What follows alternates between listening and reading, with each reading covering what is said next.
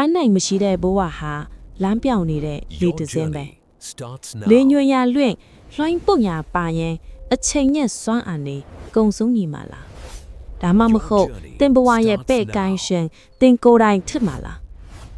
လုပ်ငန်းခွင်မှာကျွန်တော်တွေ့ဖွယ်လူငယ်အချို့အရေးချင်းဒီအလွန်ကောင်းပေမဲ့လမ်းပြောင်နေကြတယ်။ဘာကြောင့်လဲဆိုတော့သူတို့မှာဥတီခြင်းမရှိလို့ပဲ mission statement မရှိရဲ့ company တစ်ခုကရေရှည်မတည်ငြင်းမှန်တယ်လို့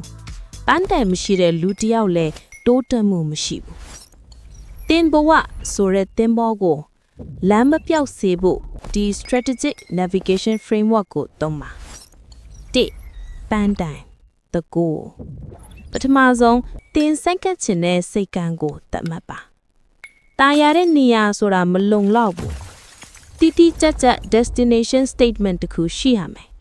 ဥပမာနောက်နှစ်နှစ်အတွင်း tech company တခုမှာ project manager ဖြစ်ပြီးလက်ရှိလစာထက် 50% ပိုရမယ်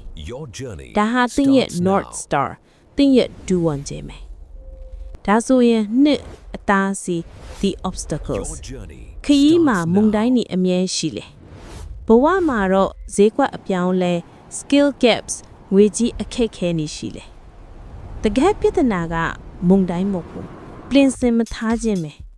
ကပတိန်တယောက်ကပင်လယ်ကြီးတတ်ဖို့မမျှော်လင့်ဘူး risk management plan ကိုတတ်မှတ်ထားတယ်3 view you ha the strategy နောက်တစ်ခု strategy သင်ဖီလမ်းကြောင်းမြေပုံပဲ6လအတွင်းဘယ် skills တန်းရမလဲတစ်နှစ်အတွင်းဘယ် network တည်ဆောက်ရမလဲပန်းတိုင်ကြီးကိုတခါတည်းမကြည့်ပဲခရီးတိုလေးပဲအထစ်ခွဲထုတ်လိုက်အကောင့်ထဲအဖို့ချင်းဆိုတာခရီးမရောက်ဖို့ဆိုတာမျိုးမဟုတ်ဘူးနေ့စဉ်မှာရွက်လိုက်မှာ execution ဆိုတာနေ့တိုင်း non negotiable actions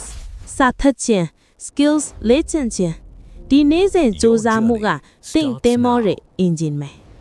motivation ကိုမဆောင်ပါနဲ့ momentum ကိုတည်ဆောက်ပါခရီးမှာမညှော်လင်းတဲ့မုန်တိုင်းတွေအသစ်တွေတဲ့အခွင့်အလမ်းတွေနည်းနည်းလေး pivot လုပ်နိုင်ဖို့အကြောင်းဖြစ်ရမယ်အစီအစဉ်ဆိုတာတင့်ကိုချီနှောင်ထားတဲ့တန်ကားမဟုတ်ဘူးလမ်းညွှန်ဖို့အတွက်ပဲဒီခရီးလုံးကိုမောင်းနှင်းပေးမယ့်အရာကတင်ယူခြင်းပဲတင်ပိုတင်ယူလေတင်မောကိုပိုမြန်ပိုကျွမ်းကျင်မောင်းနှင်းနိုင်မယ်